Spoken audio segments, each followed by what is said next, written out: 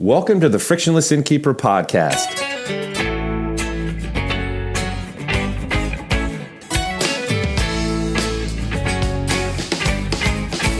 Coming right up, fresh tips and insights from lodging professionals aimed at helping you improve your business.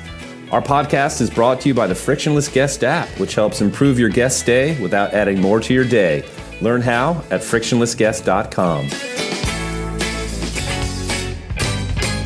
Well, welcome to the Frictionless Innkeeper podcast. I'm Matt Langen, and I'm joined by Steve Short. How you doing, Steve? Good, Matt. How you doing? Doing well. We have a really, interesting episode here. A lot of times we do speak with, innkeepers, and they have very specialized stories. But Karen Thorne, our guest for this episode, is the owner of the Bed and Breakfast Academy in the UK. And it's pretty cool. They offer training and ongoing support for aspiring and existing B&B owners. And she's been doing this for a long time. This is nothing new. This is a good one. What was your take on this one? Yeah, and she's an innkeeper as well. So she has been since, 2004. So, she kind of learned from the School of Hard Knocks, as well as combining that with, her corporate background to come up with this Bed and Breakfast Academy, which she's been doing since 2006, which is cool. And yeah, so I think it's a great thing for innkeepers to possibly look at. Maybe it's a good reference, because especially now with the whole COVID thing, she's doing the online thing.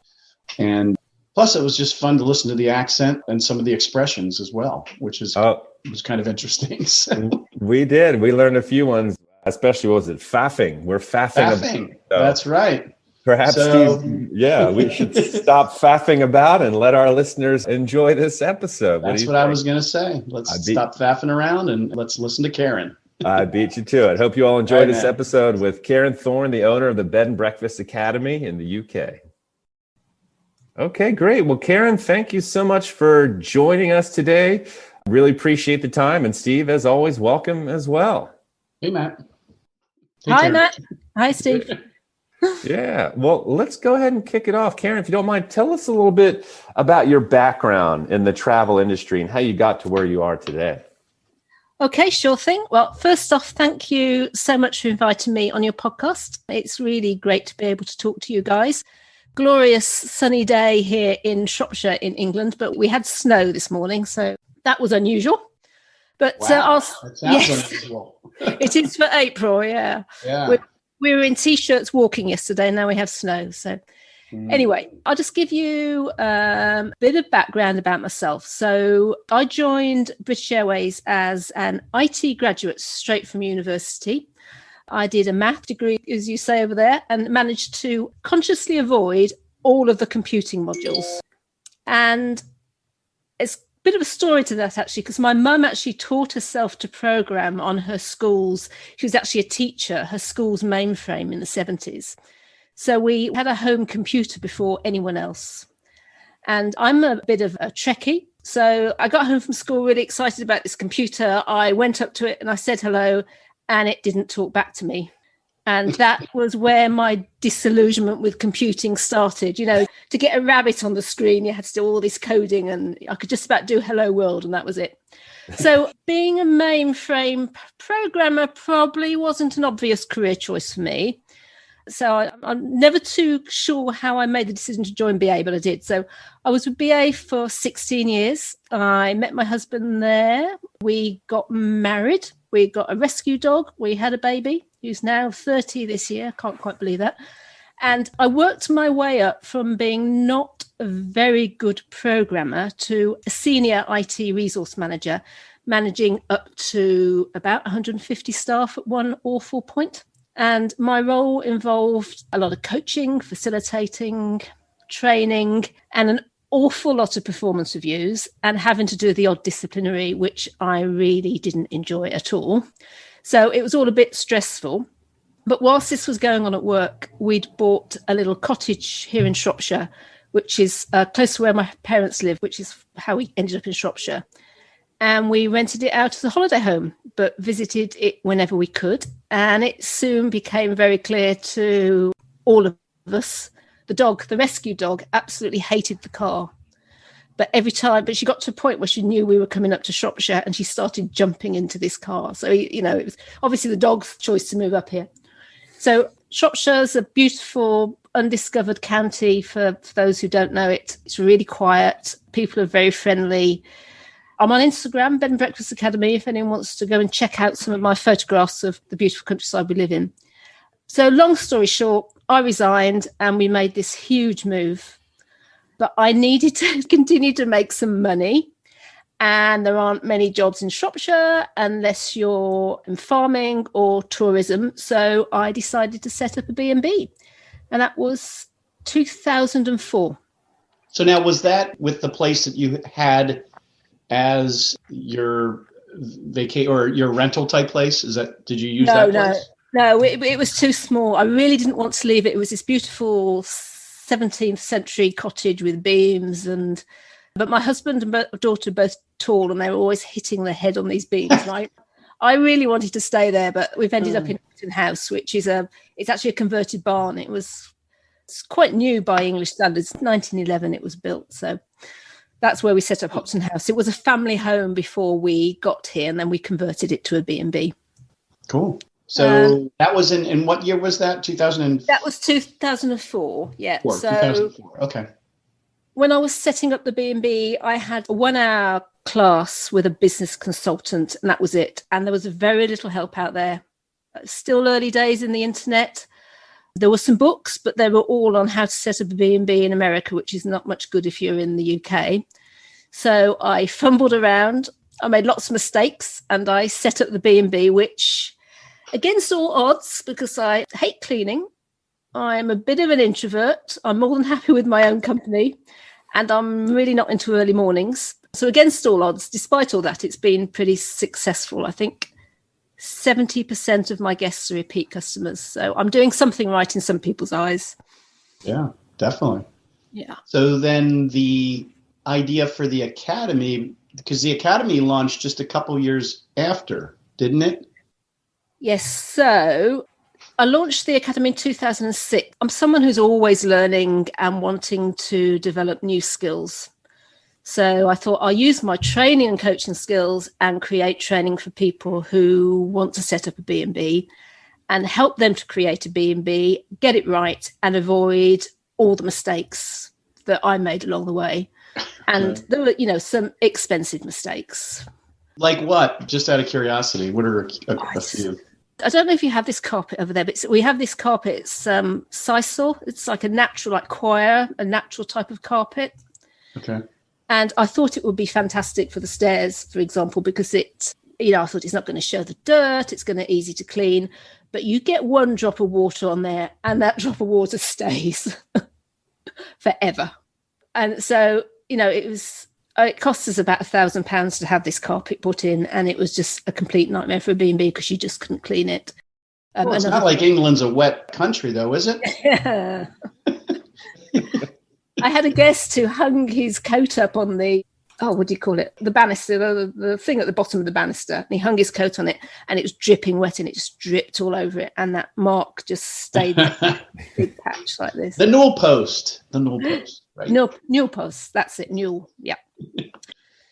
So, the courses, I run them, I was running them about once a month, a 2-day course over the weekend with a maximum of about 12 people. The size of the course was determined by the size of my B&B dining room, which is where I ran it. So 12, it was very cozy in there. Certainly no social distancing possible. And I used to let the course attendees stay at the B&B, but it was too much. So they now stay at, pre-COVID, they stayed at local B&Bs near me, which is actually great for the other B&Bs because we're quite seasonal here. And it's getting the other B&Bs a lot of guests in times when they wouldn't normally have them. So that was great. And then obviously it all came to a huge COVID full stop last year. But before we get into COVID, because of the whole online thing, let's talk about kind of what you did in 2006. So that's hard to believe, 15 years ago. So I'm guessing this kind of evolved. And what was it that you did in order to say, okay, hey folks, if you're interested in starting or learning how to manage a bed and breakfast, if you've already started it or whatever, running it, how difficult was it to find people who needed it? Although it sounds like it was needed for sure, because it doesn't sound like there was anything kind of out there, either publication wise or online or whatever. So what did you do? Did you just say, hey, for X number of pounds or euro, whatever it was at the time, if you want to learn how to open up, or here's what you'll learn by coming and doing this course with me? Yeah, well, despite my early days of being a computer hater, I did sort of adopt it again and started to embrace and love the computers and technology and that sort of thing. So we booked a holiday in Wyoming, a ranching holiday in Wyoming in 1998 online. So, we were early adopters. So I had a website right from the start. In fact, I had a B&B website when I think at the time when I first started up, I think that 70% of B&B owners didn't have their own website back in 2004, which is huge. And certainly no online booking, no online availability. And I started with online availability on my website. And again, I had to get a system from the States. I used Webovations, which I think was taken over by Reservations, but I had to get an American site app because they didn't have it over here. So I had a B&B Academy website from the start, and it was much easier in those days to get found on Google. And I've run Google AdWords campaigns forever, and they've been very successful in getting business to me. So I was naturally getting a lot of people who were doing a search on how to run a B&B, how to start up a B&B, how to market a B&B. And I also, by pure luck, I was speaking at a conference. It was a women's entrepreneurs conference here in the UK. And it's quite funny. I'm an introvert, but I love public speaking. So I'm quite happily stand up in front of 300 women like I did at that thing. It's this bizarre thing. And I happened to be standing behind Kitty Corrigan, who was the deputy editor of the Country Living magazine. I think you have Country Living in the States, don't you? I think so. Mm-hmm. Yeah. It's a big magazine over here. And I just I had lunch with her. I didn't mention anything about the course, sent her an email the next day. And she said, look, I'm doing this. Straight away, I got a, yes, I'm interested. Can I come on the course and review it? And that article in the magazine, I think, filled 3 courses for me straight off. Wow. And that was 2007. And I had someone last year book. They were in Australia and they'd found not last year, the year before, they'd found this Country Living magazine in their doctor's surgery with this article in it. So I said, first off, you need to talk to your doctor to get him to update his magazines. But maybe print. I guess it's the same way online, though. You can find if you can find it. But yeah, it just goes to show that articles like that do last, right? I think it's press is a really powerful way of getting found, and that sort of snowballed. So I got in the Guardian, which is one of the main UK broadsheets. And then I've been in loads and loads of newspapers and magazines. But because they found me, the only bit of proactive PR I've done was talking to Kitty Corrigan. So the rest of it has been my internet presence. And I was a bit of an early adopter of Twitter before I abandoned it. So I got up to about 14,000 followers organically. Wow. That's significant. And you decided to jump ship on Twitter? I know. I must be bonkers. I didn't like the space it had become. It changed a lot. In it. 2009 I joined it. It changed a lot since then. So that's true. Yeah, it has since the early days. That's for sure. Yeah. So what kind of stuff do you cover, or did you cover? Again, I don't know if this is. I'm sure it's kind of evolved, but so I don't know if it's worthwhile talking about how that evolved. But what kind of topics do you cover? Do you have a focus on certain things that you feel that you're stronger with being able to tell people about, or is it more of a generalist kind of you get everything sort of approach? I do try and cover everything, but you're right in that there are certain topics that I have more passion for. So we cover the legal side, to some degree. It's more a case of these are the main things you need to know about the legal stuff, and this is where you need to go out and find more information. You know, in England, we're lucky we've got a pink book, which is, I think, 250 pages of legal stuff. Oh, that sounds really lucky. Yeah. 250 pages. Is that just for bed and breakfasts? It's for accommodation. So, wow. But there's a lot of stuff. There's a bit of a myth, particularly in the UK, that if you're a small B&B, 3 rooms or less, you don't have to do any of it, and you do. And that's one of my slight worries with the Airbnbs, is that people are setting up Airbnbs thinking that they don't have to worry about any of the legal stuff, when if you're accepting money from somebody for them staying at your place, you've got legal obligations. You know, there's fire safety, risk assessment. So I cover the highlights, what I call the highlights in that. And I talk around the finances. Again, I talk around sort of how to do the accounting, where to go to borrow money, how much money you can expect to earn. So I cover it, but those aren't where my passion lies. And I think my passion lies in helping people create a B&B that they're going to love running and that their customers going to love coming to. And it's the very first thing I do. I also have a B&B marketing membership for existing B&B owners.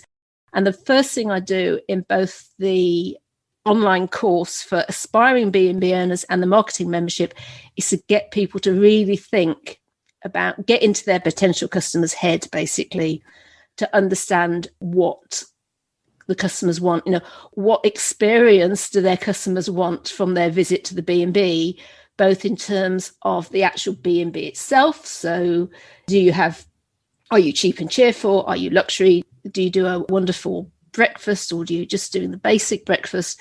But also in terms of what they're doing whilst they're here. So, you know, it's the whole package. So I say you've got to get into your customer's head if you want to create a successful B&B and if you want to market successfully. And then I go on to talk about understanding your why for wanting to run a B&B. You know, if you want to spend the afternoon surfing and the evening in the pub, you don't run a 6-bedroom B&B without any help. You do things differently. Because B&Bs in the UK were quite different to those that I've stayed at in the States. I think the ones in the States have always tended to be sort of the more luxury side of the market and quite highly priced.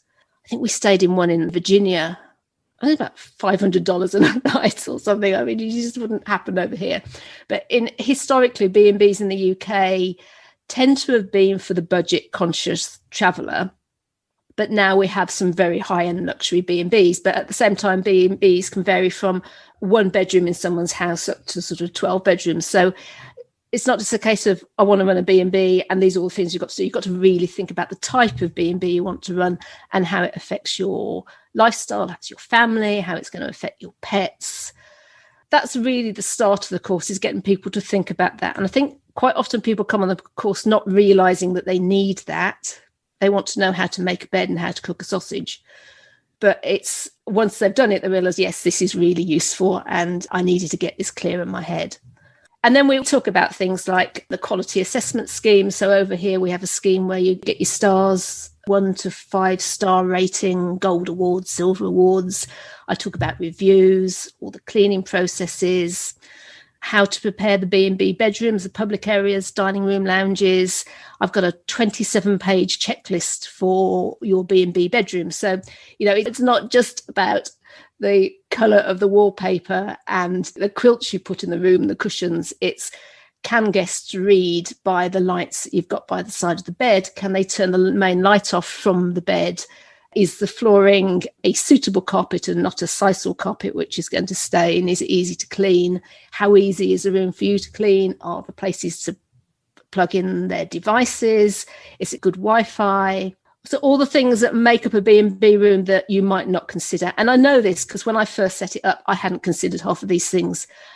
I set up a new room after having 2 in the house. And honestly, I ended up having to spend another £1,000 sorting out all the bits I hadn't even thought of. So that checklist is mega and really useful, even if I do say so myself. And did that come just from, I mean, how did you learn that? Because I guess guests ask for this stuff, or they commented or whatever? Yeah, so having worked for BA, we are very lucky to have travelled extensively. very, very cheap flights. So we've been able to spend money on accommodation. So I've stayed in some wonderful places. Mostly we tend to come over to you guys. Actually, we love America, so we've stayed at some wonderful places. So I've picked up ideas along the way, and also, as you say, getting feedback from guests who are staying. Someone said, "Oh, I do platters in the room, so I've got a mini fridge. I don't do evening meals, but we don't have a pub they can walk to, so I do platters." And someone had said, "The platters are great, but there's nowhere to put them. So then it's about having a nest of tables in there." And then someone comes along and knocking on my door at 6:00 in the morning. I haven't bought my toothpaste. So we have, one of my suggestions is you have a box, a forget-me-not box with things that guests may have forgotten, sort of the essentials they've forgotten. Mm-hmm. So all this, it's things that I've accumulated over 17 years of running a B&B and 30 odd years of traveling, really. Yeah. So now, what are some of the other passion topics? I'm going to guess marketing, or at least guess that maybe with OTAs, or at least just online, having with online booking and marketing being the number one source that places are going to get their guests. I'm going to guess that you probably work or talk about that quite a bit in your class. Is that right? Yeah. So we have a whole module on marketing. As I said, it's about getting into your guest's head and knowing who you're talking to, creating that niche market. So one of the things I say is, which isn't mine, I stole it from somebody else, is if you try and appeal to everyone, you end up appealing to no one. Right. Yeah. So, people think when they first set up, we've got to welcome children, we've got to take dogs. I did a webinar once and this woman kept asking questions about dogs. Are they allowed in the room? Are they allowed in the bed? Are they allowed here? And I said, do you want to take dogs? Well, no, but I've been told I have to. Right, don't take dogs. There are going to be 50% of the population in the UK who don't like dogs. They don't want to stay in a dog-friendly B&B. They think they're going to be smelly. It's not going to be clean properly. And I said, if you like dogs and you want to accept dogs at your B&B, then you welcome them. You welcome them with their passion. I have a dog who comes to stay with me. I heard his owners telling the other guests that they came to the B&B every year because Monty loved the B&B so much. So dogs can become... So the dog basically chose the place for the owners. Yeah, well, they chose it in the first place, but off the right, but return visits. Yeah, it's him who insists on coming back every year. So yeah, it's not being scared to niche down. That actually by niching down, it's going to be much easier to find your guests. So there's a whole lot of stuff around the theory of marketing. I'm also I love social media. I've been on, as I said, Twitter since 2009. And my happy place is Instagram. And also I'm on Facebook. But it's making sure you don't rely on it. I get so worried about people relying on Instagram for their marketing. We've got someone in my group and just uses Instagram. And I think it could be taken away tomorrow. I've seen several cases recently of people's Instagram accounts just being taken down or been hijacked. We had one, Loop London is one of my favourite knitting stores, 70,000 followers on Instagram, had her account hacked and they were blackmailing her.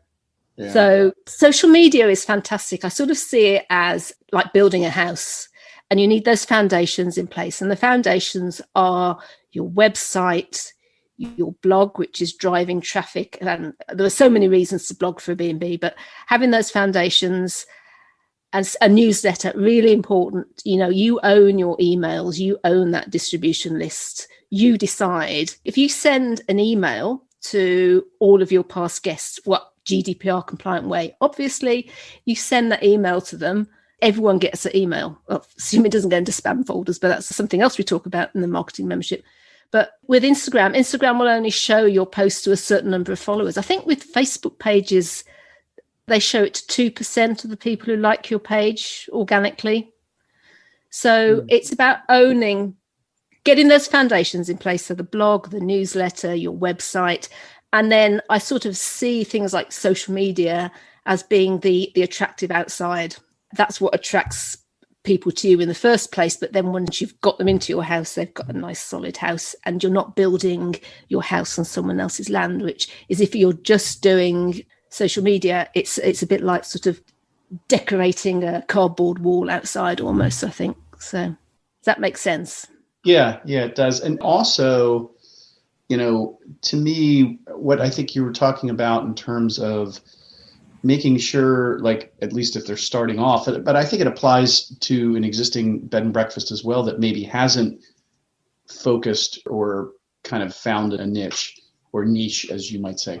But first you've got to figure out, and we just did a blog post ourselves that went out, an hour or two ago. And that is that, find out what your passion is, find out what you as an innkeeper want to do, because that's going to drive you anyway.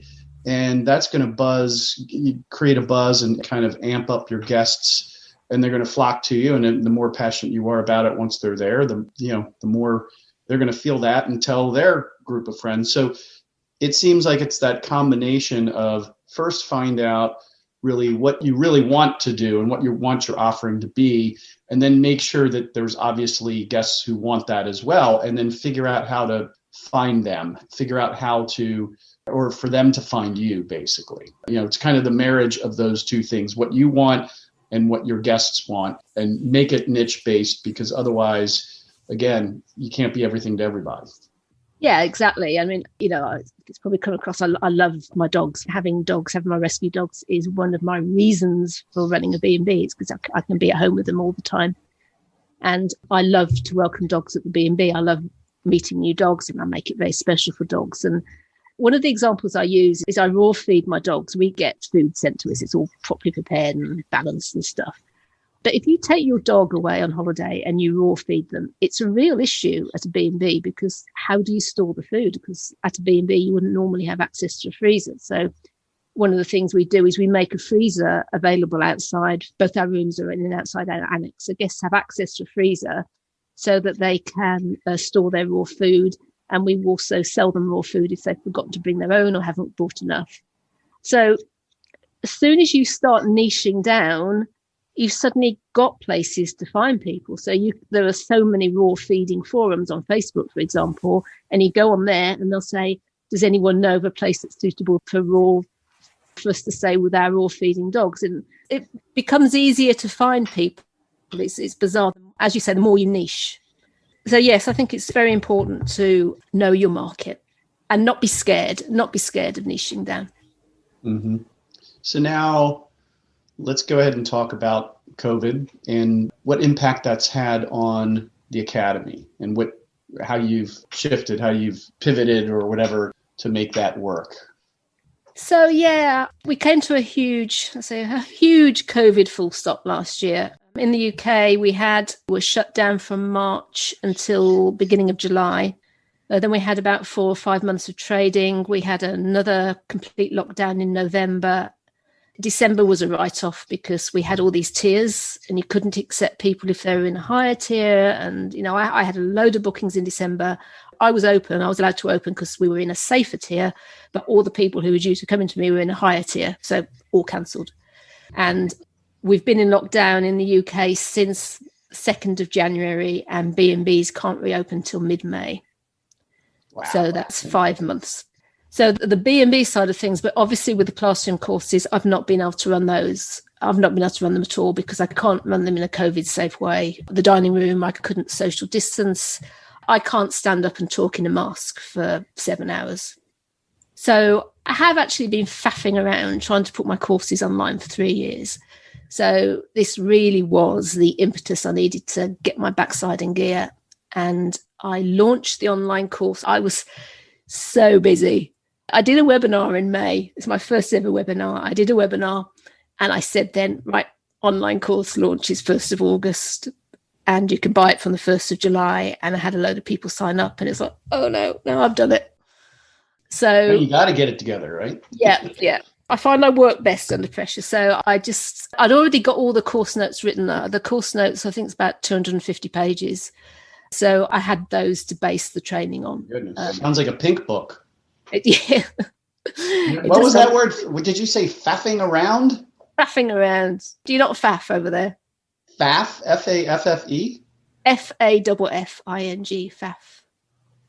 I've never used that one, but we can start using that one, Steve. I like that. Yeah. Faffing around. That's what I'm going to tell Matt whenever he's not doing what he's supposed to do. Hey, Matt, stop faffing around. Let's get the podcast done. Right, exactly. Yeah, so I stopped faffing and I recorded. I don't do it to camera. I was still at a point where I didn't want to do anything to camera. And so I recorded them all as PowerPoint slides, and that took forever. Really, it took me 3 months solid recording every day. And then I used Kajabi, which is quite a well-known online software that's got it's an all-in-one. I'm a bit of a Kajabi fan. I love Kajabi.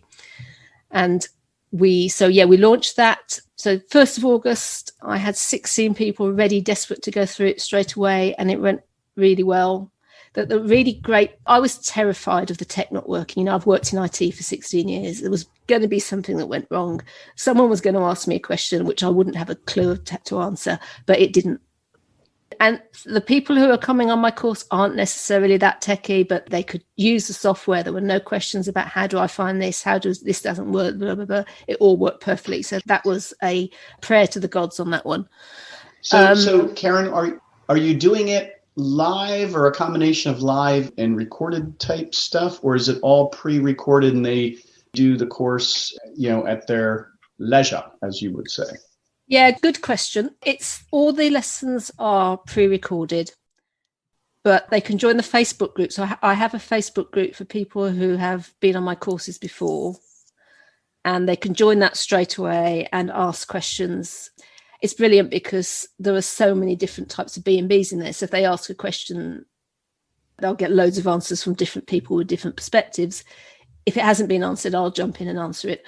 But I also do a Zoom call every fortnight, which people can jump on and ask questions as well. And it's quite interesting because with the Zoom calls, because we started doing Zoom calls with this Facebook group during the COVID lockdown. And this is with people who've been through my course before, and you get to know people so much better than you do on a 2-day classroom course. So people come on a 2-day classroom course, they go off, you never see them again. They might post on the Facebook group, but you don't really get to know them. But with the Zoom calls, we've really got to know everyone, and we've become a much stronger community just having that face-to-face.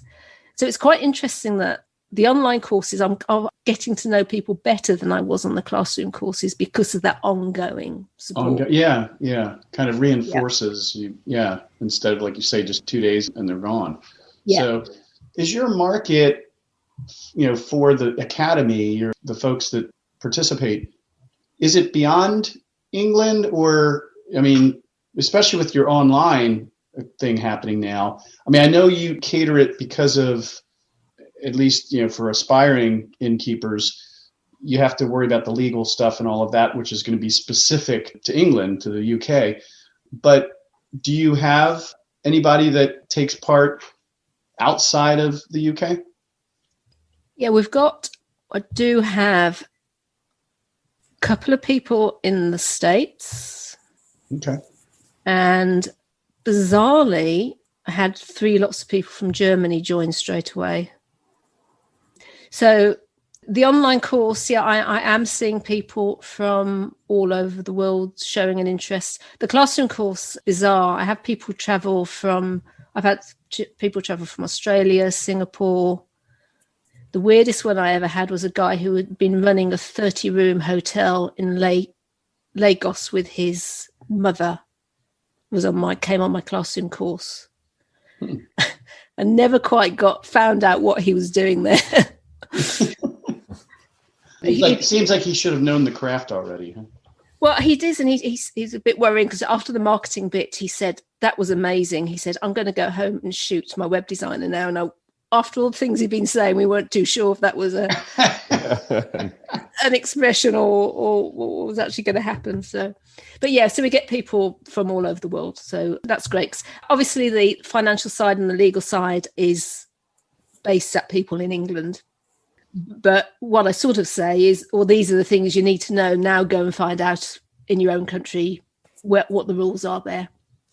Right. Because even in the UK, it can vary between Scotland, Wales, Northern Ireland.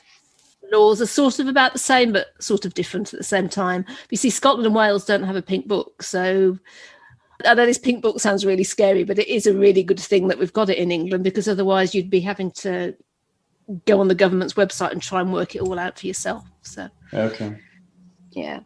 So now talk about, before we kind of wrap up with, the Academy stuff with the podcast, talk about this Yellow Duck collection, what you have going on there.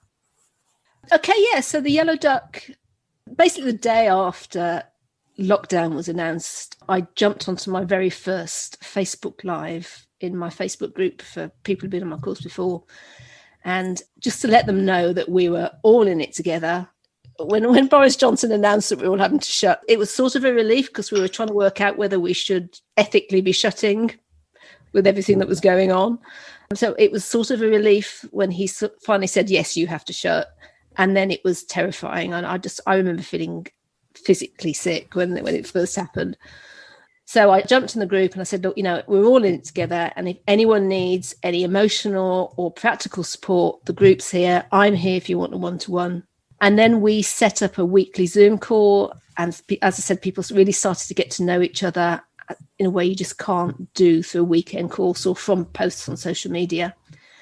And we used the calls and the group really to negotiate COVID, basically.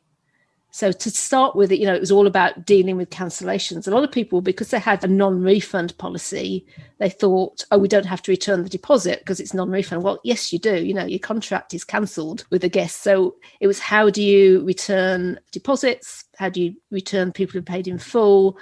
And then it sort of evolved. Then it turned into, what funding can we access? How do we get our insurance claims sorted out? And then as we looked to reopening, it was, how do we clean safely? How do you create a B&B that's social distance? How does breakfast work? Do we still do breakfast buffets? All of that. So amazing support in the group. And, so many people say to me, we just couldn't, I'm sure they could, but negotiating the last year would have been much harder without that group. And I'm in there all the time. A lot of Facebook groups can get a bit toxic. There's a few over in the UK that sort of aimed at some groups, hospitality groups, and they just get so big that people can't moderate them properly. So I'm in there all the time, making sure that everyone's playing nicely. And somewhere in all of that, we decided to create an outward facing Facebook page for all of our members, where they could sort of promote their businesses to the general public.